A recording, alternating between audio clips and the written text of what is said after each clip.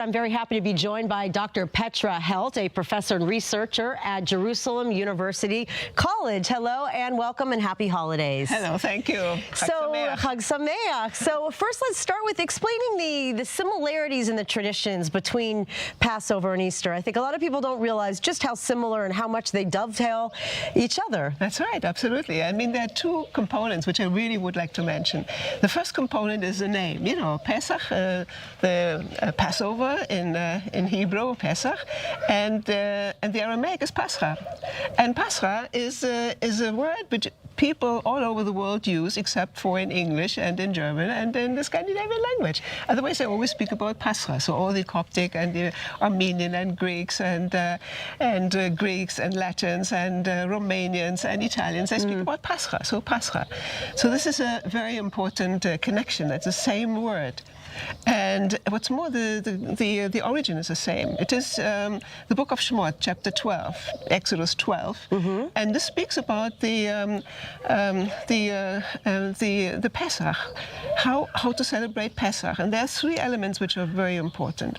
One is you slaughter an unblemished lamb, a complete lamb, and you take the blood and you put it on the doorposts of the doors. And this is in order to redeem the firstborn of the Jewish people and to redeem it from the plague against the Egyptians. That's very important. And the second one is you eat special things like green matzah, of course, and green parsley and so on. And the third is you run away from slavery. You run away into freedom, and these are the three elements. And you know, exactly these three elements are also taken up in Pascha, in the Pascha feast. Yeah. And so there you have the Seder, which is on Maundy, Thursday. It is the Last Supper that Jesus had with his disciples, and this is what we celebrate on Thursdays. And then you have the sacrifice of the unblemished lamb, which is a Messiah, and this is on Good Friday. And then you have the resurrection of the Messiah, and that is on Sunday morning.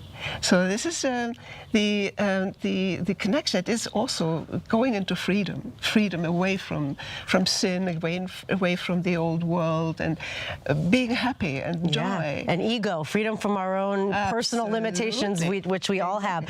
Also, the shared traditions, you know, the rituals that we talk about, but some say that, let's talk about the hope and compassion and hopeful aspect of these holidays and why this time of year is so important for both Jews and Christians around the world. Hope, and I mean, both Jews and Christians share hope. Hope in leaving, going away from the unleavened stuff, from the leavened stuff, from chametz in the house. And Christians, they want to go away from sin inside themselves. You know? So, and then doing it and seeing that there is salvation coming, there's redemption. So this is a joy. The redemption brings a joy, and compassion should be throughout the year, every day of the year. Well, listen, yeah, exactly. Compassion is just right. The proper human behavior is to, you know, proper human behavior in the Judeo-Christian tradition. Right. Exactly. Yeah. Now, explain some of the differences. You know, where we know the holidays are close together, but explain why Easter is, you know, the most important holiday for the Christian Easter, you world.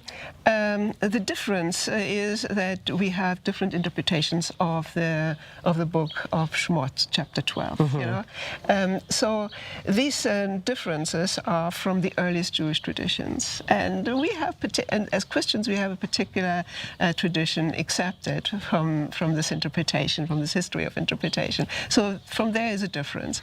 And the main difference, I would say, is that for us, of course, the center of our faith is Jesus Christ. That is Father, Son, and Holy Spirit, which is one God. It is not three gods, and you know, it is one God which appears in these three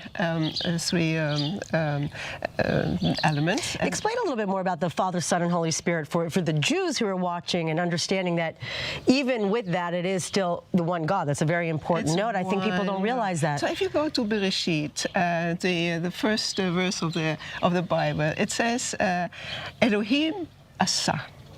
Lama lo asu?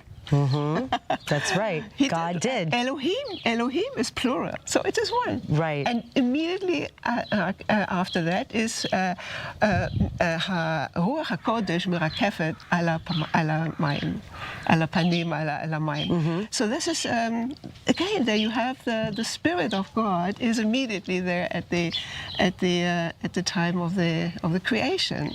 So of course it is one Creator, that is God is a Creator, but God has so many ways to express himself, beautiful ways. And even in Judaism, you have those many shivim panim of God. Yeah. And so you have beautiful ways. God has beautiful ways to surprise us, to surprise his people. And he surprised the Gentiles with his Father, Son, and Holy Spirit. I'm so happy about that. So, and we don't have the Torat Sinai.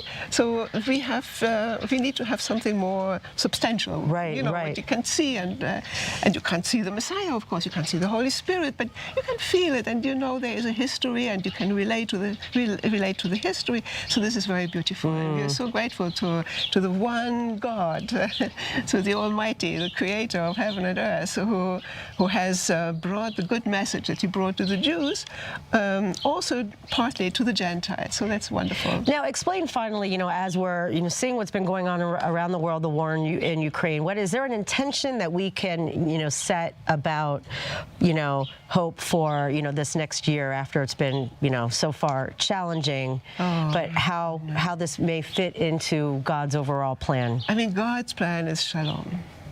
Peace, Shalom v'ahava. This is what he wants to give to all of us, and this is what he shows in the time of Pesach, Pascha. So if we take this shalom v'ahava into the coming year, then I think the world will become already a bit better. And we as Christians, we go to the Holy Sepulchre on Motzei Shabbat around midnight. For the Western Christians, the Catholics and the Protestants, we go to the Holy Sepulchre and celebrate there. And the Orthodox, they celebrate even more joyfully in a week's time, a week after. And then the highlight of the 3-hour beautiful liturgy in the Holy Sepulchre is Christos Anesti, Christ is risen, HaMashiach kam l'tria. So, and with this in one's ear, it rings in one's ear whole year, and it brings joy, and it brings shalom, and it brings ahava. We go into the new world, and let's hope we bring it also to the Ukrainians. Wow. Well, thank you very, very much, and wishing you a very, very happy holiday, and thank you for your time.